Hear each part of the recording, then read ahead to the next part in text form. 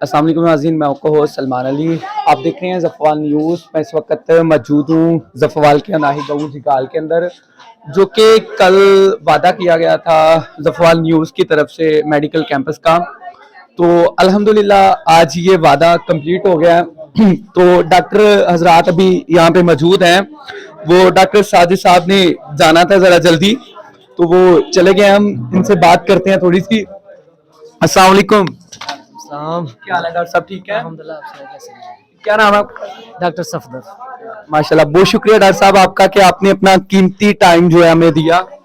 کوئی بات نہیں، کیا کہ یہ ہمارا اخلاقی فرض ہے کہ ہر ایک کو سہولت دی جائے، اور آپ لوگوں کا بہت شکریہ. آپ لوگوں نے ہمیں انوائٹ کیا اور آپ نے کیمپ کو کامیاب کیا. سر، آپ اور بھی کچھ کہنا چاہیں گے کہ ڈاکٹر کے حوالے سے کہ یہ ہمیں کام کرنا چاہیے یا کیا؟ یہ جی، ہمیں یہ کام کرنا چاہیے، بلکہ ہر ڈاکٹر کو یہ کام کرنا چاہیے، تاکہ لوگوں کے حالات بہت زیادہ کمزور ہو چکے ہیں.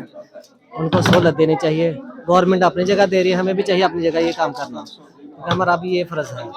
ڈاکٹر ساجد صاحب نے آنا تھا، ان کی تھوڑی مصروفیت تھی، اس لیے انہیں اسلام آباد جانا پڑ گیا. ان لوگوں نے ہمیں بھیج دیا. باقی انشاءاللہ مزید اس طرح کے کیمپ سے آگے بھی لگائیں گے.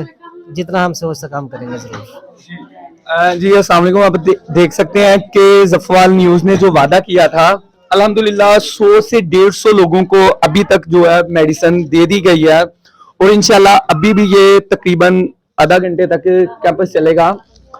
تو السلام علیکم. جی وعلیکم السلام. کیا حال ہے جناب آپ کا؟ ٹھیک ہے الحمدللہ، اللہ کا شکر. اللہ.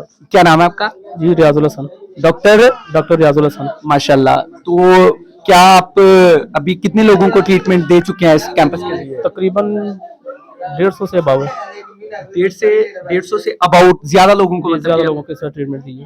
تو کیسا، مطلب کہ آپ کا بہت شکریہ، آپ نے اپنا قیمتی ٹائم جو ہے وہ ہمارے لیے نکالا. جی بہت شکریہ. جی اللہ آپ کو جزائے خیر دے. آمین آمین.